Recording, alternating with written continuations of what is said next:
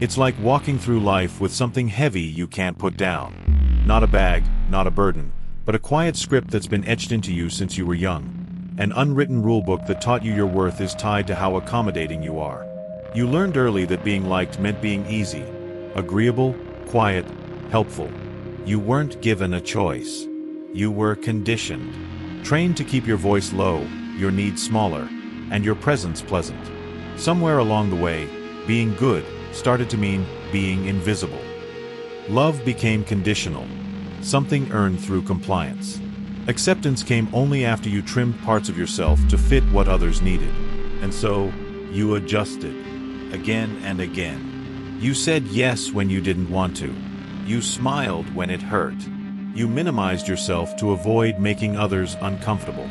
You did what you were taught, to be kind, to keep the peace, to avoid confrontation. You bent until you nearly broke, always choosing harmony over honesty. But now, you're exhausted. Exhausted from being the dependable one, the forgiving one, the quiet one. You did everything you thought was right. You were compassionate, generous, loyal.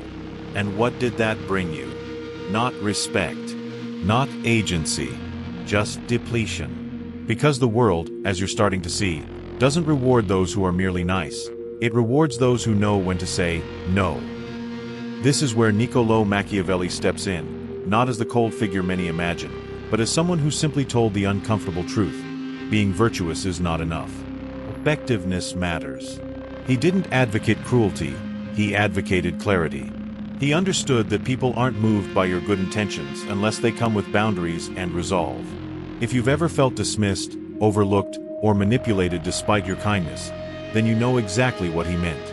In reality, in families, relationships, workplaces, it's not always the kindest who are respected, but those who establish their value through limits and presence. How many times have you swallowed your words to avoid being difficult? How often have you labeled your discomfort as overreaction, convincing yourself it's better to stay quiet than rock the boat? That wasn't weakness. That was fear. Fear disguised as goodness. You were taught that saying too much made you rude, that setting limits made you selfish. But the truth is, every time you silence your needs to be more palatable, you fade just a little more. The more you give without asking for anything in return, the more people expect. Not because they're cruel, but because you've taught them that's what you do. You weren't raised to be respected, you were raised to be agreeable. But respect doesn't come from being pleasant. It comes from presence, from making it known that your time, your energy, your emotions have weight. Machiavelli understood that perception is power, and if you're always trying to be harmless, you'll eventually be seen as disposable.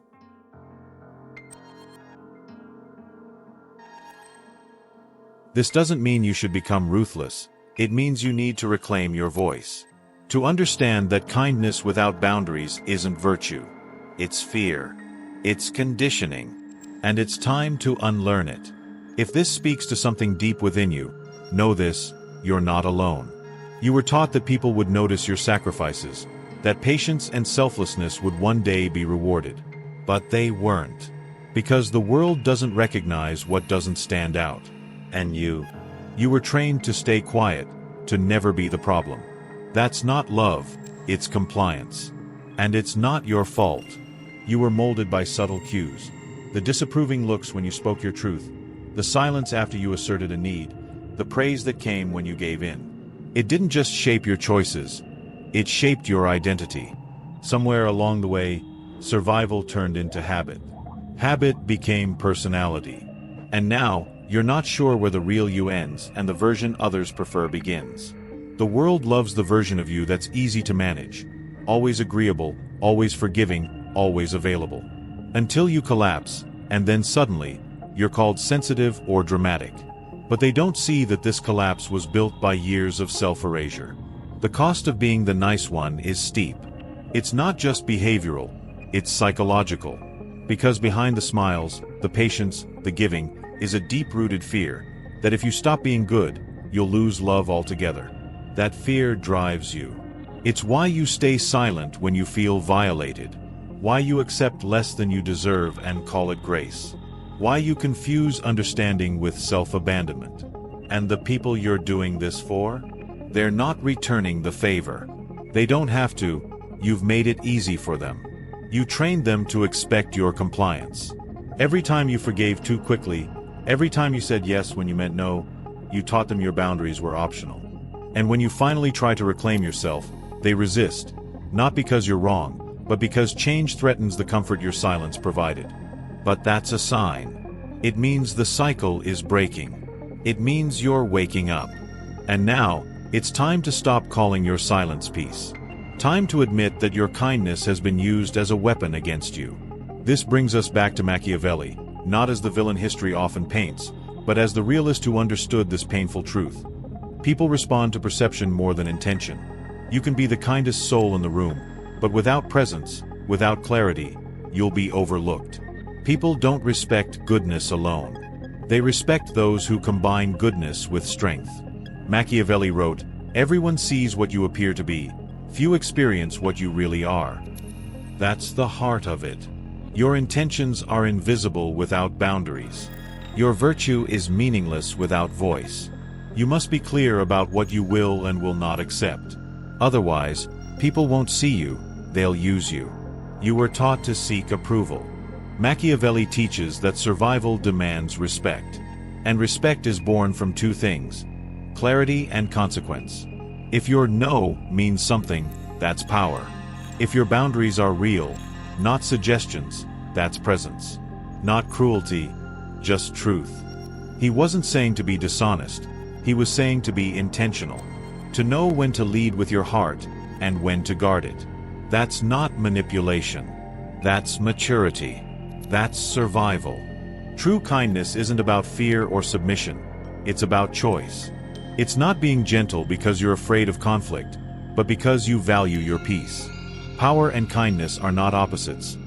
In fact, real strength lies in being both compassionate and unwavering. A true leader, as Machiavelli once wrote, must be both a fox and a lion, clever and courageous, strategic and bold. You can't rely solely on being nice. You must also be aware, discerning, and assertive. Forgiveness isn't weakness when it's chosen with awareness, but when you ignore patterns and let people walk over you, it becomes self-betrayal.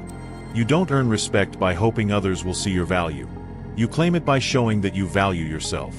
For much of your life, you may have tried to earn love by being everything to everyone. You stayed quiet, you overextended, you gave and gave, believing that being available and accommodating was the path to connection. But love that only survives in your silence isn't love, it's dependency. People don't admire what's always accessible, they admire what holds standards, what values itself. And if this truth resonates, it's because a part of you already knows. You've been shrinking to be digestible, and it's time to stop. So here's the turning point.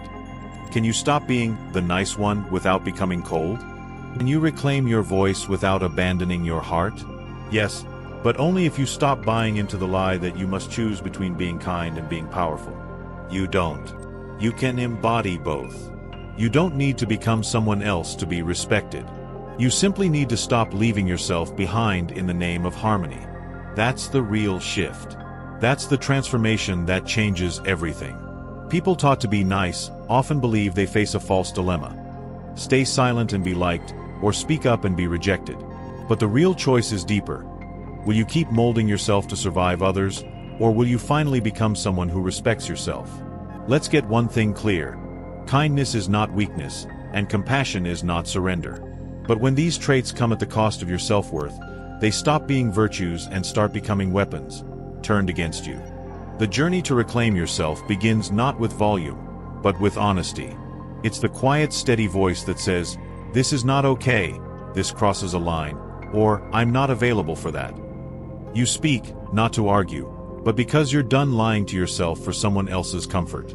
Then comes the boundary, not a wall, but a line of clarity. It's your standard. It's the signal to the world that you will no longer shrink to be accepted. You will no longer apologize for your existence. Let go of the fixation on being understood. Some people won't get you. Some don't want to. They prefer the version of you that's agreeable, passive, easy to control. But you weren't made to live quietly on someone else's terms. You weren't born to be palatable. You were born to be whole. Stop performing. Stop managing others' impressions. You're not here to be perfect, you're here to be real. Because when you show up as your full, unapologetic self, you don't just lose some people. You attract the right ones. The ones who recognize that your kindness is backed by strength. Let's go even deeper. You don't need to become hard to be respected. You just need to be consistent. You don't have to inspire fear to be taken seriously. You just have to stop explaining yourself to everyone. You're not selfish for putting yourself first. You're not wrong for refusing to carry the emotional weight of everyone else's reactions. You don't need to apologize for taking up space, setting limits, or saying no. The right people will recognize your value without you having to prove it. And those who don't, they were never your people to begin with. Here's what no one tells you. The moment you stop chasing approval is the moment people start offering it. Machiavelli wasn't promoting cruelty. He was promoting clarity. He wasn't saying manipulate others. He was saying understand the reality you live in and lead yourself before you try to please anyone else. And if there's one thing you remember from all this, let it be this. You owe no one your silence, your dignity, or a version of yourself that fits into their comfort zone.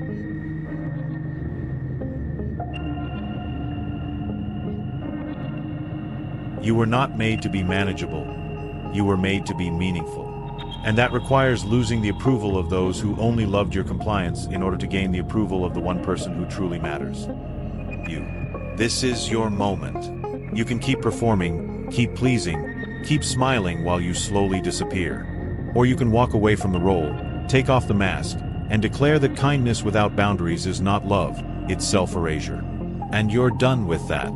Because the truth is, the real you, complex, bold, and unfiltered, was never too much. They were just too used to you being less. So stop waiting for the world to see you. See yourself. Build a version of kindness that doesn't apologize for its strength. Be the person who sets the tone instead of waiting for permission. And if someone calls that selfish, let them. Because the moment you stop shrinking to fit in is the moment you start to rise. You don't become cruel. You become free. And you were never meant to be anything less.